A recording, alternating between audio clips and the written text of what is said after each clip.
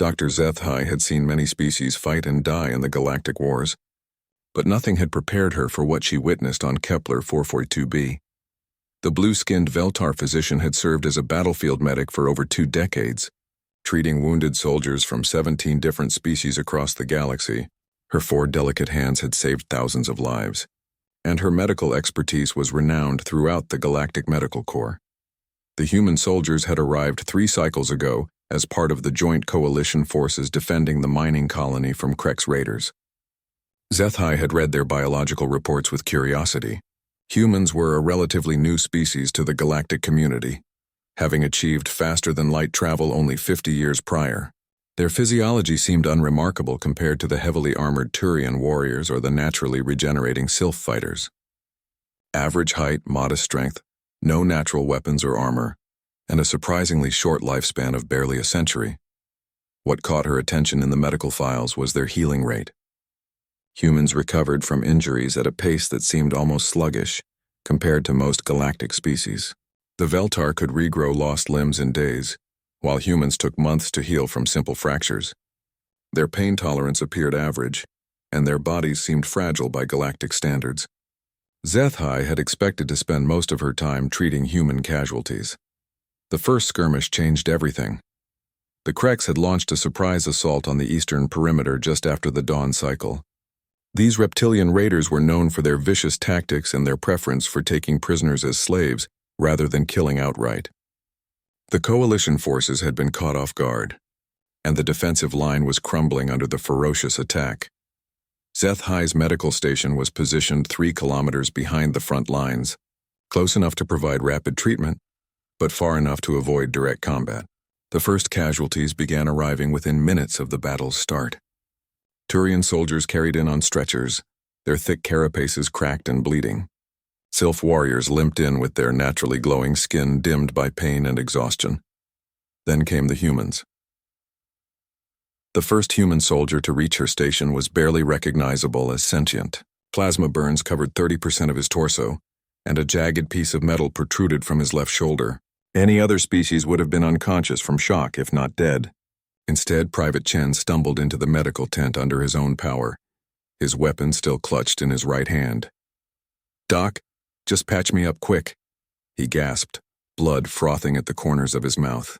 "My squad's pinned down out there." Zethai stared in disbelief. The human should have been in critical condition, requiring immediate surgical intervention and days of recovery. Instead, he was standing upright and demanding to return to combat. Her medical scanners confirmed what her eyes were seeing. The human's vital signs were erratic but stable, and his brain showed no signs of trauma-induced unconsciousness. "Soldier Chen, you require immediate surgery," she said, her translation device converting her clicks and whistles into human speech. "These injuries are life-threatening." Chen shook his head, wincing as the movement aggravated his wounds. "No time, Doc. Give me something for the pain and seal these burns. I've got brothers out there." Before Zethai could protest, Chen had grabbed a medical cauterizer from her instrument tray. Without hesitation, he pressed the burning tool directly against his largest wound. The smell of searing human flesh filled the medical tent as Chen gritted his teeth and held the cauterizer steady. His jaw muscles bulged with the effort of remaining silent, but he didn't cry out. Zethai's 4 hands trembled as she watched this impossible display.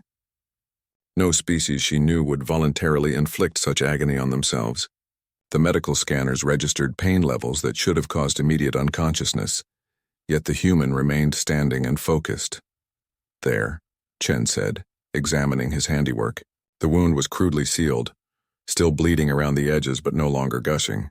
"That'll hold for now." He grabbed a roll of medical tape and began wrapping his shoulder, working around the protruding metal. "Keep that metal in there, Doc. Pulling it out will just make me bleed more." "Soldier, this is medically inadvisable," Zethai protested. "You need proper treatment." Chen was already moving toward the tent exit. "I'll come back for the full repair job after we push these lizards back. My squad needs me." He disappeared into the smoke and chaos before Zethai could stop him. She stood frozen for several moments, trying to process what she had witnessed. In 20 years of battlefield medicine, she had never seen a patient treat themselves with such brutal efficiency and then return to combat. The next human to arrive was even worse. Sergeant Martinez had taken a Crex blade across her abdomen, leaving a gaping wound that exposed internal organs. She was using her own intestines to pack the injury while firing her sidearm at pursuing enemies. "Hey, Doc," Martinez called out cheerfully as if discussing the weather rather than her potentially fatal injury. "Got a field surgery kit? I need to stitch myself up real quick." HFY rushed forward with emergency supplies, but Martinez was already pulling surgical thread from her combat pack. The human soldier began sewing her own wound closed with steady hands, pausing only to take shots at Crex forces visible through the tent opening. "How are you conscious?" HFY whispered in amazement. Martinez grinned, her face pale but determined. "Adrenaline's a hell of a drug, Doc, plus I've had worse." She tied off the suture and tested the repair by doing a few jumping jacks. "Not bad. Should hold together for another few hours of fighting." Within minutes, Martinez was gone, charging back toward the sound of gunfire with her weapon raised and her wound still bleeding through the hasty stitches. The pattern continued throughout the day. Human soldiers arrived with injuries that would have incapacitated any other species, administered brutal but effective self-treatment, and immediately returned to battle. They cauterized their own wounds, reset their own bones, and even performed crude field amputations when necessary. Each time they apologized for the rush and promised to return for proper medical care once the fighting was over. HFY found herself questioning everything she thought she knew about medicine and warfare. These humans were rewriting the rules of battlefield trauma care through sheer determination and an apparently infinite tolerance for self-inflicted pain. She began to understand that she wasn't just treating patients. She was witnessing something unprecedented in galactic history. As the sun set over Kepler 442b, the Crex raiders retreated in confusion and defeat. The coalition forces had held the line, largely due to the impossible tenacity of the human soldiers who refused to stay down, no matter how severe their injuries became. Word of the human soldiers' impossible behavior spread through the medical corps like wildfire. Dr. HFY found herself the center of attention during the evening briefing, surrounded by colleagues from a dozen different species, all demanding to know if the reports were true. Had humans really cauterized their own wounds and continued fighting? Had they actually performed field surgery on themselves? "I have the medical scanner recordings," HFY said, her four hands gesturing emphatically. "The pain levels registered were beyond anything in our medical databases. These humans should have been unconscious from shock, yet they remained fully functional and coherent." Dr. Corvus, a distinguished Altarian physician with decades of xenobiology experience, shook his massive head in disbelief. His species had natural armor plating and enhanced healing, making them some of the toughest soldiers in the galaxy. "Impossible. No organic being can function with that level of tissue damage and pain. Your scanners must have malfunctioned." "I thought the same thing," HFY replied, activating her holographic display. "But look at this data stream from Sergeant Martinez's treatment." The assembled doctors watched in stunned silence as the recordings played. The hologram showed Martinez's internal organs clearly visible through her abdominal wound, her pain receptors firing at maximum intensity, and her brain activity remaining sharp and focused throughout her self-treatment. The medical data was undeniable. "By the stars," whispered Dr. Theany, a reptilian slith physician known for her expertise in trauma surgery. "She's actually thinking clearly while performing surgical procedures on herself. This level of conscious control over pain response is unprecedented." The discussion was interrupted by another wave of casualties arriving at the medical station. The Crex had launched a nighttime counterattack, and once again the humans were proving their impossible resilience. Private Johnson hobbled in with a plasma burn that had melted through his leg armor and into the bone beneath. The injury should have left him paralyzed with agony, unable to walk. Instead, Johnson was supporting a wounded Turian soldier twice his size, helping his alien comrade reach medical care despite his own devastating injury. "Doc, take care of Velkos first," Johnson said, lowering the Turian onto a medical table. "He's hurt worse than me." HFY examined the Turian and found a minor shell fragment wound that had barely penetrated his natural armor. Meanwhile, Johnson's leg was hanging at an unnatural angle, held together by scraps of melted metal and sheer willpower. The human should have been screaming in agony, yet he was calmly assessing the medical situation and prioritizing other patients. "Human Johnson, your injury requires immediate attention," HFY said, pulling out her surgical instruments. "Nah, Doc. Just give me something to bite on and let me borrow that bone saw, Johnson replied, examining his damaged leg with clinical detachment. I can cut away the dead tissue myself. Done it before. Before Zethai could protest, Johnson had grabbed a metal rod from the medical supplies and placed it between his teeth. He then took the surgical saw and began methodically cutting away the charred flesh and bone fragments from his wound. His jaw muscles bulged as he bit down on the metal rod, but he worked with steady, precise movements. The other doctors stood frozen in horror and fascination. Johnson was performing a surgical procedure on himself that would have required anesthesia and a full surgical team for any other species. His pain levels were registering off the scale, yet his hands remained steady and his technique was surprisingly skilled. "Where did you learn surgical procedures?" Dr. Corvus asked, his voice barely above a whisper. Johnson paused in his cutting to answer, the metal rod still clenched between his teeth. "Basic field medicine training. Every human soldier learns this stuff. We don't always have medics available where we're fighting." He resumed his work, carefully removing the damaged tissue and cleaning the wound with antiseptic that made even the watching doctors wince. When he finished, Johnson examined his handiwork with satisfaction and began applying surgical staples to close the incision. "There we go," he said, testing his weight on the repaired leg. "Should be good for another few hours of action. Thanks for the use of your tools, Doc." Johnson limped out of the medical tent, returning to his unit as if nothing had happened. The assembled physicians stared after him in complete bewilderment. "This is impossible," Dr. Theani said, her scales rippling with confusion. The nerve damage alone should have left him unable to control that limb. Yet he's walking on it. Dr. Zethai was beginning to form a theory, though it seemed too incredible to voice. She had studied human biology extensively since their arrival, and something in their evolutionary history was starting to make sense. Humans had evolved on a death world, a planet where everything seemed designed to kill them. No natural armor, no claws, no regeneration, no natural weapons at all. They had survived through intelligence, tool use, and something else. Something that the medical data was now revealing. "Perhaps," she said slowly, "we have been misunderstanding human physiology. Their healing rates may be slow, but look at their pain tolerance and their ability to function while injured. These aren't weaknesses. They're adaptations." The night continued with a steady stream of human casualties who defied every principle of battlefield medicine.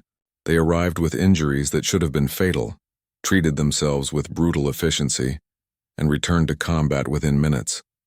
Each case added to the growing mountain of evidence that humans were unlike any species the galactic medical community had ever encountered. Corporal Smith arrived with a Krex energy blade, protruding completely through her torso, the weapon having entered her back and emerged from her chest. She was still firing her rifle and calling out tactical instructions to her squad. When Zethai approached with emergency surgical equipment, Smith waved her away. "Don't waste time on me.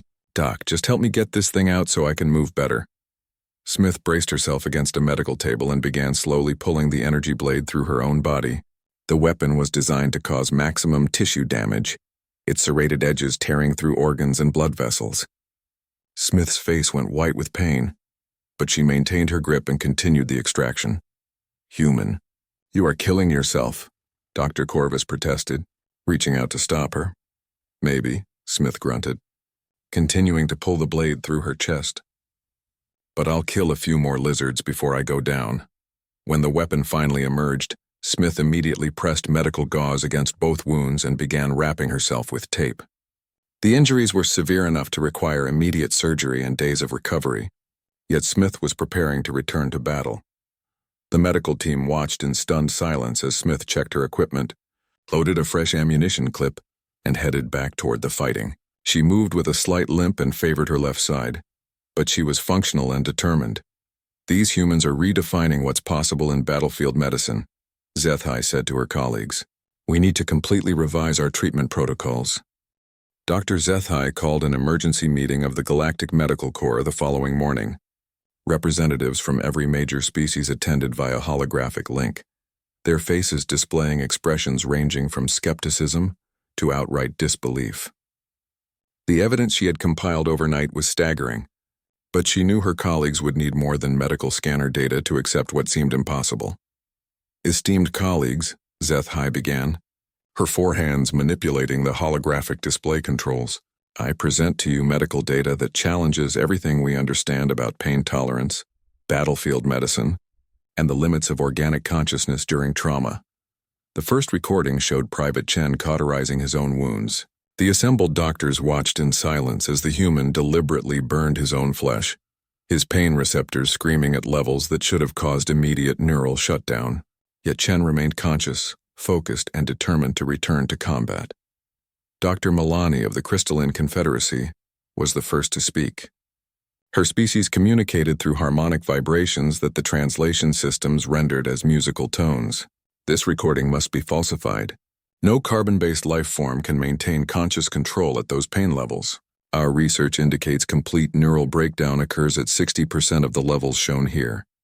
I thought the same, Zethai replied, switching to the next recording. But we have 17 separate incidents all showing similar results. Watch this one. The hologram displayed Sergeant Martinez performing abdominal surgery on herself while continuing to engage enemy targets. Her intestines were clearly visible through the wound, yet she was suturing them back into place with steady hands while firing her sidearm. The medical scanners showed catastrophic tissue damage, blood loss that should have caused unconsciousness, and pain levels that defied comprehension. Impossible, growled General Thrak, the military representative from the Ursine Coalition. His species were among the galaxy's fiercest warriors, genetically enhanced for combat and pain resistance. Even our enhanced soldiers would be incapacitated by 1/10 of that damage. These humans must be using some form of combat enhancement technology. Zethai had anticipated this question. We performed full-spectrum scans on all human soldiers. No combat drugs, no cybernetic enhancements, no genetic modifications. These are unaugmented biological organisms displaying natural capabilities. The meeting erupted in chaos as doctors from dozens of species began arguing simultaneously.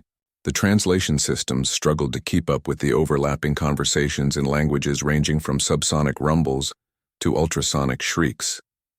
Zethai waited for the noise to subside before continuing her presentation. There's more, she said, activating the next series of recordings.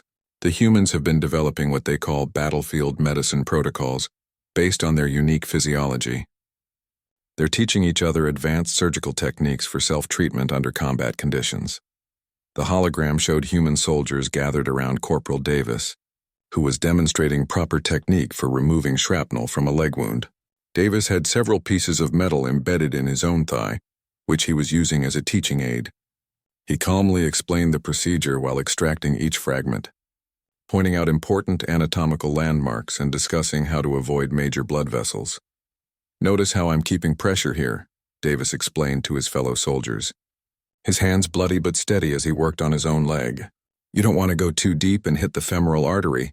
Feel around first to make sure you know where everything is.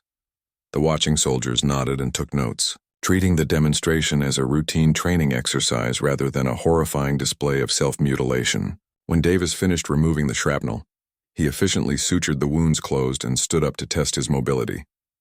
Any questions? Davis asked his audience, as if he had just demonstrated equipment maintenance rather than performed surgery on himself. Private Williams raised her hand. What about pain management? That looked like it hurt. Davis shrugged. Pain's just information. Your body's telling you something's wrong, but once you know what's wrong and you're fixing it, you can just set the pain aside. Focus on the mission instead. The assembled alien doctors stared at the recording in stunned silence. The concept of consciously setting aside pain was completely foreign to every known species.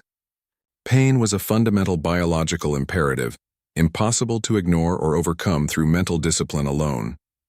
Dr. Thyani was the first to find her voice. They're discussing pain as if it's optional, as if consciousness can simply override fundamental neurological responses. This violates every principle of galactic biology.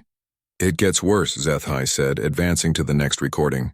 They've developed something they call buddy medicine, where soldiers perform complex surgical procedures on each other under fire. The hologram showed 2 human soldiers working together to treat a third, who had been caught in an explosion. The patient, Sergeant Rodriguez, had lost his left arm at the elbow and sustained severe burns across his torso. His teammates, Corporals Kim and Okafor, were performing field amputation and wound treatment, while Krek's energy bolt screamed overhead. Hold still, Rodriguez, Kim said calmly, using a combat knife heated in a plasma fire to cauterize the stump of his friend's arm. This is going to hurt.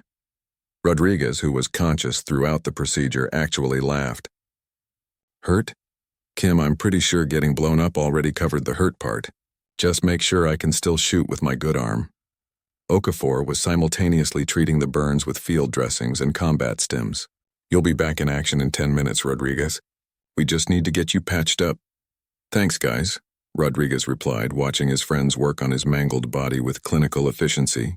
I owe you a beer when we get back to base. The watching aliens could barely process what they were seeing.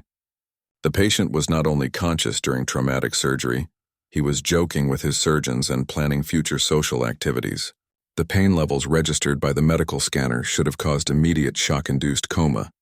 Yet Rodriguez remained alert and conversational. This is beyond medical science, Dr. Corva said, his massive hands trembling. They're treating catastrophic trauma as a minor inconvenience. How is this possible? Zethai had spent the entire night researching human evolutionary history, and she was beginning to understand. I believe the answer lies in their planet of origin. Earth is what we classify as a Class 12 death world. Everything on their planet evolved to kill humans specifically. No natural defenses, no armor, no claws or fangs. They survived through intelligence, cooperation, and something else. She brought up holographic displays of Earth's predators and environmental hazards.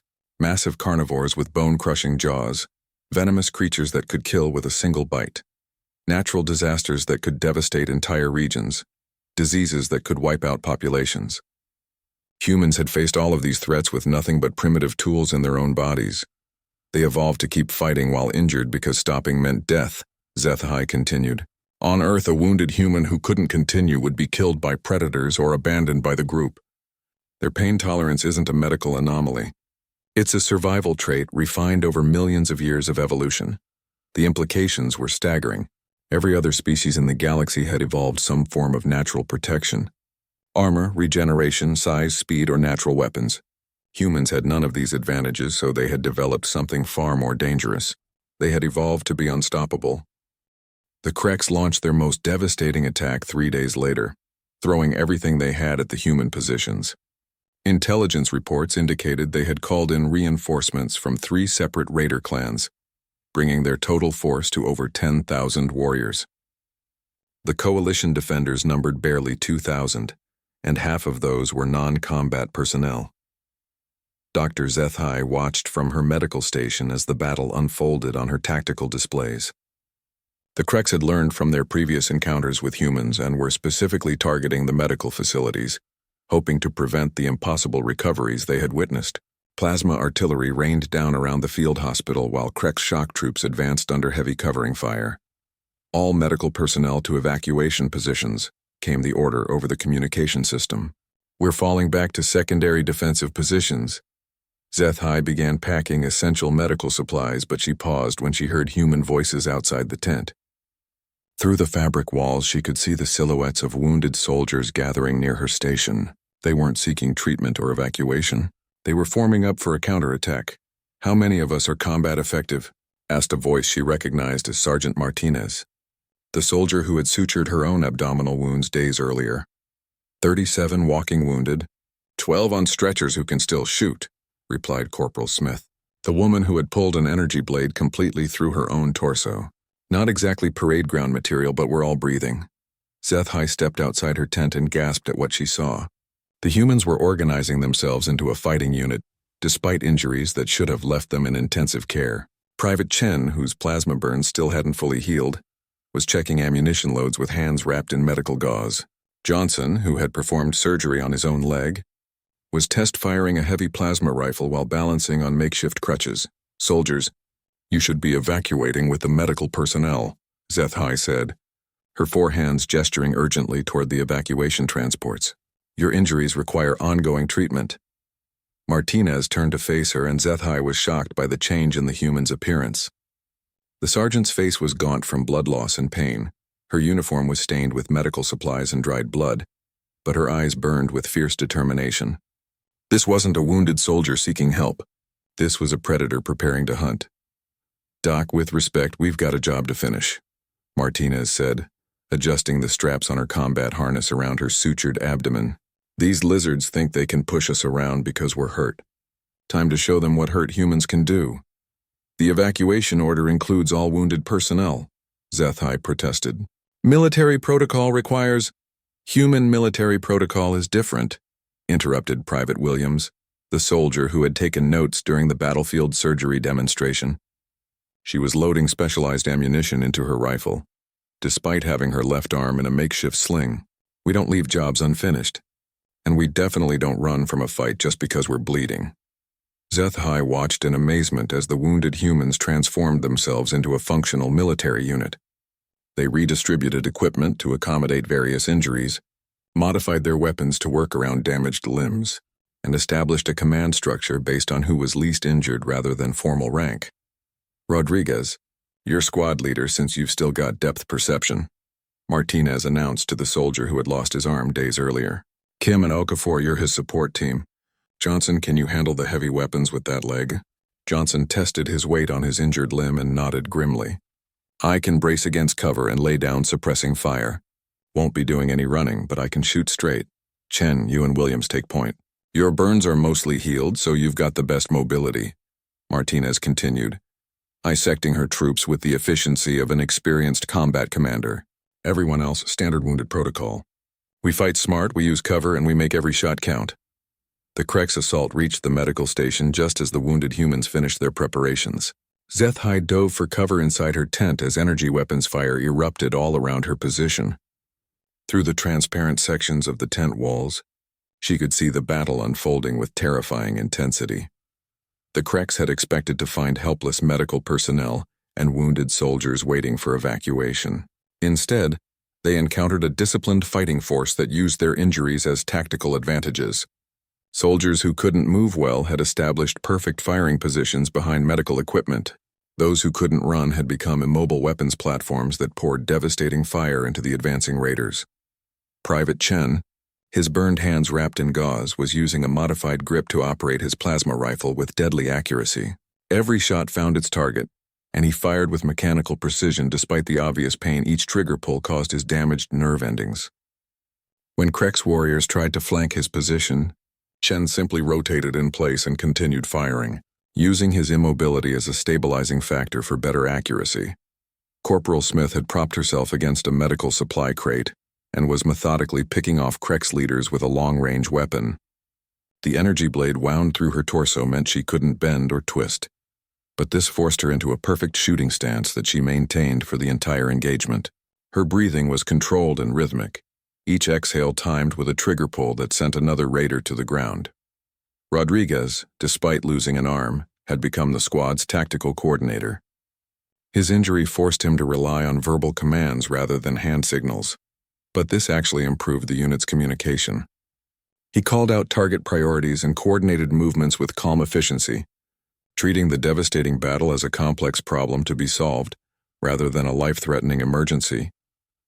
Krex heavy weapons team, at bearing 270, Rodriguez announced calmly.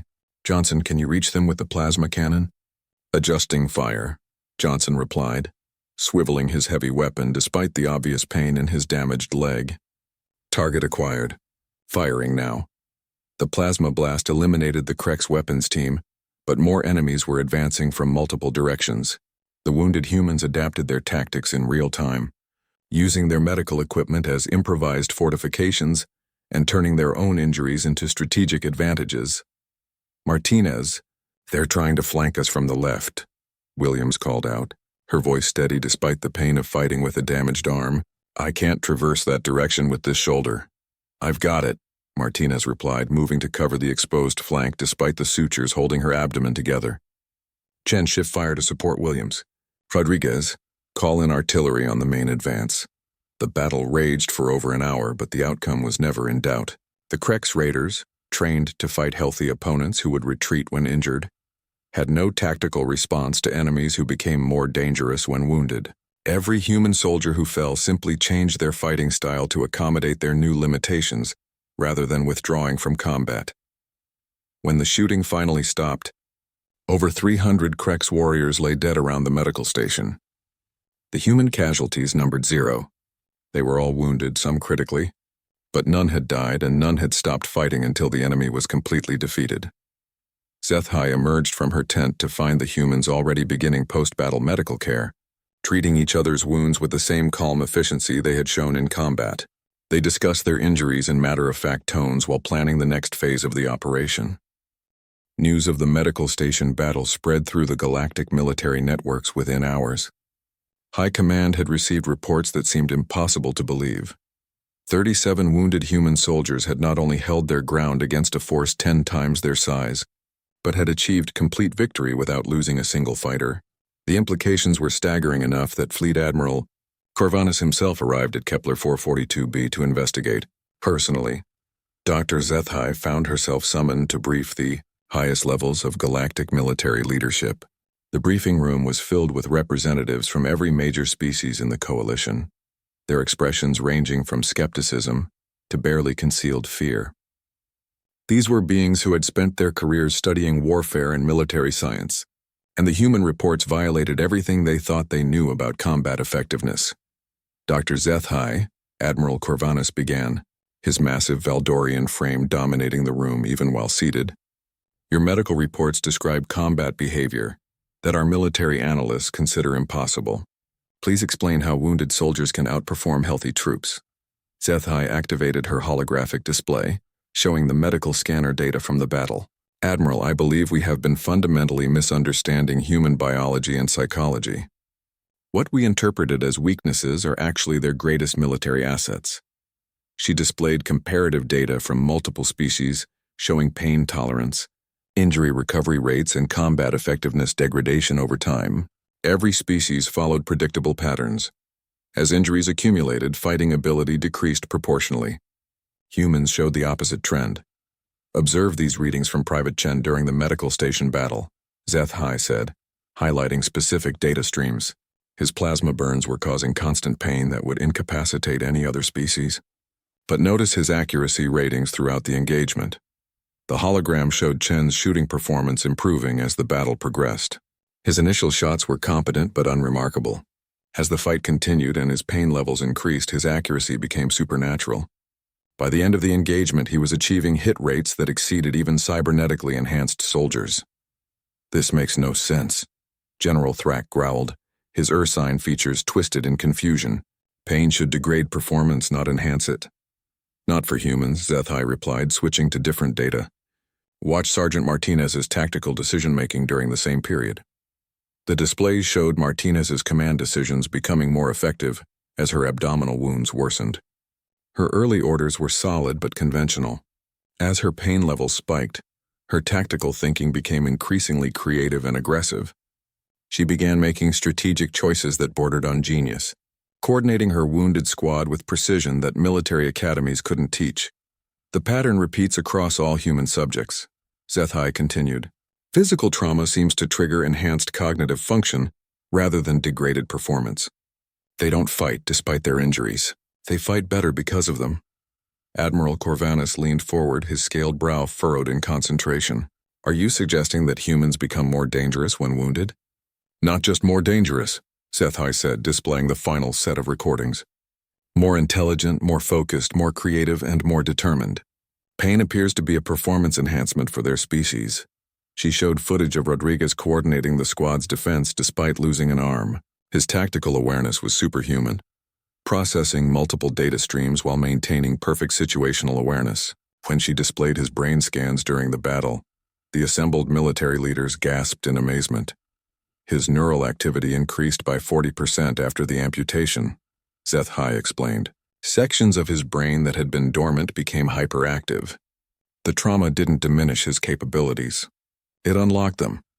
The briefing room erupted in heated discussion as military leaders tried to process the implications. If humans became more effective when injured, traditional military doctrine would need complete revision. How do you fight an enemy that grows stronger as you damage them? There must be limits, insisted General Vexani of the Crystalline Confederacy. No organism can maintain peak performance indefinitely while sustaining damage. Zethai had anticipated this question. You're correct that there are limits, but they're far beyond anything we've previously documented. Observe these readings from Corporal Smith during her treatment of the energy blade wound. The hologram showed Smith's vital signs during the self-extraction of the weapon. Her pain levels peaked at readings that should have caused immediate unconsciousness and death. Instead, her brain activity showed unprecedented organization and focus. Her motor control remained perfect throughout the procedure, and her tactical awareness actually improved. She performed precision surgery on herself while maintaining combat readiness, Zethai said. The pain that should have killed her instead enhanced her abilities to superhuman levels. Commander Talek of the Aquatic Federation raised a webbed hand. Dr. Zethai, what you're describing sounds like a form of combat evolution. Are you suggesting humans evolved specifically for warfare? Not for warfare, Zethai corrected, but for survival in conditions that would kill any other species. Earth is a Class 12 death world where everything evolved to prey on humans. They had no natural defenses, so they developed something better. They evolved to be unkillable. She displayed Earth's ecosystem data, showing the incredible diversity of threats that humans had faced during their evolutionary development. Predators that could crush bones with their jaws, venomous creatures whose toxins could kill in minutes, diseases that devastated populations, and natural disasters that could wipe out entire regions. Every other species in this room evolved on worlds where they could find safety, Zethai continued. Humans evolved on a world where safety didn't exist. They learned to fight while bleeding, to think while dying, and to never stop moving forward no matter what tried to kill them. Admiral Corvanus was studying the data with the expression of someone whose worldview was being fundamentally altered. Dr. Zethai, are you telling us that we've allied ourselves with a species that cannot be defeated in battle? I'm telling you that humans define defeat differently than every other species, Zethai replied. For most of us, defeat means being injured badly enough to stop fighting. For humans, defeat means being dead. As long as they're alive, they're still fighting. She activated the final recording, showing the aftermath of the medical station battle. The wounded humans were already preparing for the next engagement, treating their injuries as minor inconveniences rather than combat limitations. They discussed tactical improvements while performing field surgery on each other, analyzed their performance while cauterizing wounds, and planned future operations while bleeding from multiple injuries. This is their normal state, Zethai said. What we consider catastrophic trauma, they consider operational parameters. They don't have wounded soldiers. They have soldiers with different capabilities. The implications were clear to everyone in the room. Humanity hadn't just joined the galactic community as another member species. They had introduced a completely new category of military capability. Every military doctrine, every tactical manual, and every strategic plan would need to be reconsidered in light of what humans could accomplish. Admiral, General Thrax said slowly, if these reports are accurate, we may need to reconsider our understanding of military science entirely. Admiral Corvanus nodded grimly. Dr. Zethai, I want complete biological profiles on every human soldier. If we're going to fight alongside them, we need to understand what we're dealing with. Admiral, with respect, Zethai said, I don't think we'll ever truly understand them. We can document their capabilities and study their biology, but their psychology is completely alien to us. They view pain, injury, and trauma as tools rather than obstacles. That mindset is beyond our comprehension. The meeting concluded with orders for expanded research into human military capabilities, but Zethai knew the real lesson was simpler. Humanity hadn't evolved to be warriors. They had evolved to be survivors, and in a universe filled with threats that made them the most dangerous species anyone had ever encountered. 3 weeks after Admiral Corvanus's visit, the Galactic Medical Corps received an urgent request from the front lines. The human soldiers were volunteering for increasingly dangerous missions, and their alien comrades were beginning to express concerns about their mental state. Reports described humans actively seeking out the most hazardous assignments and seeming disappointed when missions concluded without significant injuries. Dr. Zethai arrived at Forward Operating Base, Nexus, to find a situation unlike anything in her medical experience. The human soldiers had established what they called a pain tolerance training program, where they were teaching combat techniques that deliberately incorporated injury as a tactical advantage. Alien soldiers from dozens of species were attempting to learn these methods, with predictably disastrous results. Dr. Zethai, thank the stars you're here, said Lieutenant Commander Velkos, the Turian officer she had treated weeks earlier. The humans are trying to teach our soldiers their fighting techniques. but our people are getting seriously injured in training. Zethai followed him to the training area, where she witnessed scenes that challenged every principle of military safety she knew. Human instructors were demonstrating combat moves that required soldiers to deliberately injure themselves to achieve tactical advantages. A crowd of alien troops watched in horrified fascination as Sergeant Martinez showed them how to use a broken bone as a weapon. "The key is controlling the break," Martinez explained calmly, using a training dummy to demonstrate. "You want a clean fracture that gives you a sharp edge, without compromising structural integrity. Watch the angle." She struck her own forearm against the dummy with precise force, creating a controlled fracture that left a pointed bone fragment protruding from her skin. Instead of screaming or seeking medical aid, Martinez immediately demonstrated how to use the improvised weapon for close-quarters combat. "See how the bone fragment can penetrate armor joints?" She continued, her voice steady despite the obvious pain. "This technique lets you maintain offensive capability even after your primary weapons are destroyed." The watching alien soldiers stared in shock and horror.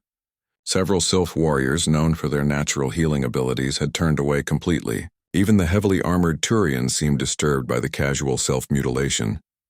"Human Martinez," called out Private Klexa, a young Altarian trooper. "Doesn't that cause significant pain?" Martinez glanced down at her deliberately broken arm as if noticing it for the first time. "Oh, this? Yeah, it hurts pretty good, but pain is just sensory input. You learn to process it differently." She began setting the bone fragment back into place, manipulating the fracture with clinical precision. "The trick is understanding that pain isn't damage. Pain is information. Once you've got the information, you can decide whether to pay attention to it or focus on something more important." Zethai approached the training area with growing concern. "Sergeant Martinez, this training program seems extremely dangerous for non-human species." "Dr. Zethai," Martinez said cheerfully, apparently unaware that she was currently performing field surgery on her own arm. "Good timing. We're just showing our alien friends some basic combat enhancement techniques. Want to observe?" "Enhancement techniques?" Zethai repeated, her four hands trembling with disbelief. "You deliberately fractured your own arm." Martinez looked confused by her reaction. "Well, yeah. Controlled injury training is standard human combat preparation. How else are you supposed to learn to fight while hurt? Most species try to avoid fighting while injured," Zethai replied carefully. "That's crazy," Martinez said, finishing her bone realignment and reaching for medical tape. "You can't control when you get hurt in battle, so you better know how to use injuries tactically. Here, let me show you the basics."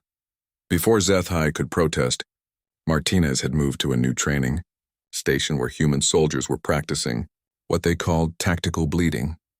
The concept involved deliberately creating minor wounds to intimidate enemies and mask the severity of actual injuries. "The psychological impact is huge," explained Corporal Davis, who was teaching alien soldiers how to make shallow cuts that produced impressive amounts of blood without causing serious damage. "Enemies see you bleeding and think you're finished. Meanwhile, you're using their assumptions against them."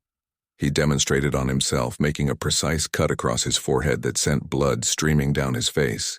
The wound looked catastrophic but was actually superficial, designed to impair enemy vision while maintaining full combat capability. "Davis, you are voluntarily bleeding," observed Dr. Thiani, who had arrived with Zethai to study the human training methods. "This serves no medical purpose." "It serves a tactical purpose," Davis corrected, wiping blood from his eyes with practiced efficiency. "Battle isn't just about firepower, it's about psychology. If your enemy thinks you're too crazy to feel pain, they start making mistakes." The alien soldiers were attempting to replicate these techniques with varying degrees of success and horror. A crystalline Federation trooper had managed to create a minor cut, but was now in shock from blood loss. 3 Sylph warriors had tried the controlled fracture technique, and were now in the medical bay with compound fractures. Even the tough Turian soldiers were struggling with the psychological aspects of deliberate self-injury. "The problem," Martinez explained to Zethai, "is that other species treat pain like an emergency. Humans treat pain like a tool. It's a fundamental difference in thinking." She gestured toward Private Chen, who was demonstrating advanced pain management techniques to a group of fascinated but terrified alien medics. Chen had multiple training injuries from the day's lessons but was discussing them as if they were equipment modifications rather than medical concerns. See, Chen's got burns, cuts, and a dislocated shoulder from today's training, Martinez noted casually. But look at his performance metrics. His accuracy is up, his reaction time is improved, and his tactical awareness is enhanced. The injuries aren't hindering him, they're optimizing him. HFY studied Chen's medical readings and confirmed Martinez's assessment. Despite his multiple injuries, Chen was performing at levels that exceeded his baseline by significant margins. The pain was acting as a form of enhancement drug, sharpening his focus and improving his capabilities. This is beyond our medical understanding, HFY admitted. Your species processes trauma in ways that seem impossible. Not impossible, Martinez corrected, beginning a new demonstration with a plasma torch. Just different. You guys evolved in safe environments where pain meant danger. We evolved in an environment where everything was dangerous all the time. Pain just meant it was Tuesday. She used the plasma torch to create a controlled burn on her shoulder, then immediately began tactical movements to show how the injury could be incorporated into combat techniques. The burn provided additional motivation for aggressive forward movement, while creating the appearance of someone who had lost rational fear response. The key is understanding that your body is a weapon system. Martinez continued, treating the fresh burn with field dressings while maintaining her instruction. Every part of it can be optimized for combat, including the parts that are damaged. Sometimes especially the parts that are damaged. The training session concluded with human soldiers demonstrating coordinated tactics that incorporated multiple injuries across the squad. They showed how controlled trauma could be used for communication, intimidation, tactical advantage, and enhanced performance. The watching alien struggled to comprehend military doctrine based on deliberate self-harm. Dr. HFY, Lieutenant Commander Velkos said quietly, I'm beginning to understand why the Kreks retreated. They weren't just fighting soldiers. They were fighting something that doesn't respond to damage the way every other species does. HFY nodded grimly. The humans aren't just resistant to pain. They're weaponizing it. They've turned their greatest vulnerability into their greatest strength. As the training session ended, she watched human soldiers casually treating their various self-inflicted injuries while discussing improvements to their techniques. They planned more advanced training sessions involving greater trauma while analyzing the tactical applications of different wound types. For the first time since meeting humans, HFY began to understand why every other species in the galaxy was secretly terrified of Earth's newest members. They hadn't just joined the galactic community. They had introduced concepts of warfare that redefined what was possible in combat. 6 months after the first contact with human military capabilities, Dr. HFY received an invitation that would change galactic medicine forever. The Terran Military Medical Academy had requested her presence as the primary researcher for a joint species combat medicine program. Earth wanted to teach alien doctors human medical techniques while learning how other species approached battlefield trauma. The journey to Earth took 3 weeks aboard a state-of-the-art diplomatic vessel. But nothing could have prepared HFY for what she found when she arrived. The planet that had produced these impossible soldiers was even more dangerous than the reports had indicated. Earth wasn't just a death world. It was a nightmare that had somehow achieved ecosystem stability. Her first day at the academy began with a briefing that redefined her understanding of human development. Dr. Sarah Chen, the human physician leading the program, presented evolutionary data that explained everything HFY had witnessed on Kepler 442b. Dr. HFY, welcome to Earth, Dr. Chen said, her calm demeanor identical to that of the soldiers HFY had treated. Before we begin medical training, you need to understand human evolutionary pressure. Would you like to take a walk outside? The walk nearly killed her. Earth's atmosphere contained toxins that would be lethal to most species. The gravity was 30% higher than galactic standard. The radiation levels from the local star required protective equipment for extended exposure. Predators were visible in every direction, and even the plant life seemed designed for warfare. HFY had to use life support equipment just to survive the 15-minute tour. This is a normal day on Earth, Dr. Chen explained while they watched a pack of wolves hunt deer in the distance. Our ancestors faced these conditions without technology, without weapons, and without protection. They survived by learning to keep fighting no matter what tried to kill them. How is this planet not classified as uninhabitable? Zethai asked, adjusting her environmental suit to compensate for another atmospheric toxin. Because we learned to inhabit it, Dr. Chen replied simply. Every challenge this world presented, we adapted to overcome. Pain tolerance, injury resistance, tactical thinking under stress, cooperative medical care. All of these developed because anything less meant extinction. The medical academy itself was a marvel of human engineering, designed to simulate combat conditions that would terrify most species. The training facilities included live fire ranges where medical students practiced treating patients while under actual attack. The surgery suites were built to function during explosions, fires, and structural collapse. Even basic medical procedures were taught using techniques that assumed the doctor might be wounded. Human. Medical training begins with the assumption that both doctor and patient will be injured during treatment. Dr. Chen explained as they toured the facilities. We learned to perform surgery with broken hands, to diagnose injuries while bleeding, and to maintain patient care under conditions that would shut down most medical systems. Zethai watched human medical students practicing these techniques with the same casual efficiency she had seen in combat soldiers. A first-year student was suturing a training wound, while his own arm was deliberately broken to simulate combat conditions. His hands remained steady despite pain that would have incapacitated any alien medical professional. Student Chen, Dr. Chen called to the practicing student, "Show Dr. Zethai your pain management technique." Student Chen looked up from his suturing, his face calm despite the obvious fracture in his arm. "Standard breath control and focus redirection, Professor. I'm channeling the pain into enhanced concentration for precision work." He demonstrated by completing an intricate surgical procedure that required microscopic accuracy while his broken arm hung useless at his side. His pain levels were registering at emergency levels, but his performance was flawless. "How is this possible?" Zethai whispered, studying the medical readings in disbelief. "Practice," Student Chen replied matter-of-factly. "We start pain tolerance training in elementary school. By the time we reach medical academy, working through injury is as natural as breathing." The advanced training sessions were even more shocking. Senior medical students were performing complex surgeries while subjected to simulated combat stress that included actual explosions, smoke, extreme temperatures, and physical assault. They maintained perfect surgical technique while their own bodies were being damaged by the training environment. "Dr. Zethai," said Professor Martinez, whom Zethai recognized as the sister of Sergeant Martinez from Kepler 442b, "would you like to observe our trauma surgery practicum?" The practicum involved medical students treating each other's real injuries while under simulated attack. They performed amputations, organ repairs, and neural surgery on fellow students who remained conscious and alert throughout the procedures. The patients provided real-time feedback on surgical technique while experiencing trauma that would kill most alien species. Student Williams, "Your suture technique is improving," observed one patient as Williams operated on his exposed heart. "Try rotating your wrist angle slightly to reduce tissue damage." Williams adjusted her technique while continuing the cardiac surgery, her hands moving with precision that defied the stress of operating on a living, conscious patient.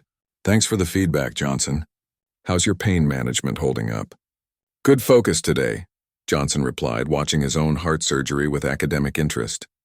"The enhanced adrenaline response is actually improving my analytical thinking. I can feel the exact moment when each suture takes proper hold." Zethai stared at the scene in complete bewilderment. The patient was providing constructive criticism of his own heart surgery, while the surgeon incorporated feedback in real time. Both students were treating life-threatening trauma as a collaborative learning exercise rather than a medical emergency. "This is how human combat medics are trained," Dr. Chen explained. "Every doctor learns to work on patients who remain conscious and functional during major surgery. Every patient learns to assist with their own medical care even during critical procedures." The implications were staggering. Human field medicine wasn't limited by patient incapacitation or surgical environment. Their doctors could perform advanced procedures anywhere, under any conditions, with patients who remained conscious and cooperative throughout the process. "Dr. Chen," Zethai said carefully, "your medical training appears to be designed for warfare rather than healthcare." "For humans, there's no difference," Dr. Chen replied.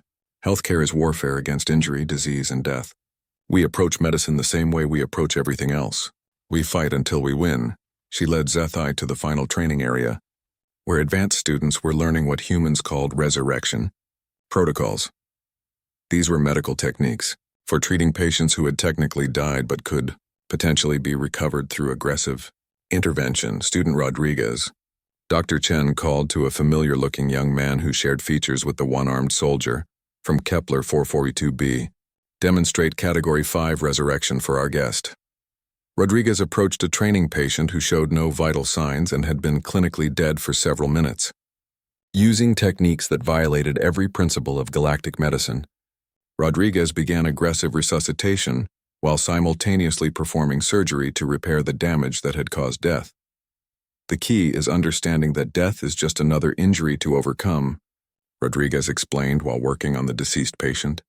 Human physiology can recover from clinical death if you intervene quickly and aggressively enough. Incredibly, the patient's vital signs began returning. Heart function resumed, brain activity restarted, and the training dummy began showing signs of consciousness.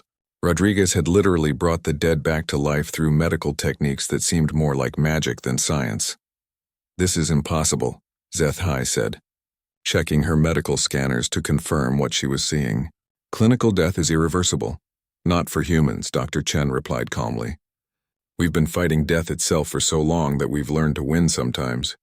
It's not easy and it doesn't always work. But human medicine refuses to accept defeat until every possibility has been exhausted. As her tour of the academy concluded, Zethai realized that she had fundamentally misunderstood what humans were. They weren't just another species that had learned to fight. They were a species that had declared war on the universe itself and somehow learned to win. Every aspect of human medicine, from basic first aid to advanced surgery, was designed around the assumption that death was an enemy to be defeated rather than a natural process to be accepted. They had weaponized their own medical care, turning every doctor into a warrior, and every patient into a soldier in an endless battle against mortality. Dr. Zethai, Dr. Chen said as they concluded the tour, "We hope this partnership will benefit both our species. Perhaps you can teach us more efficient healing techniques, and we can show you how to fight injuries that other species consider fatal." Zethai nodded, though she suspected the real lesson was different. Humans hadn't just joined the galactic community. They had introduced the concept that any limitation, including death itself, was just another problem to be solved through sufficient determination and applied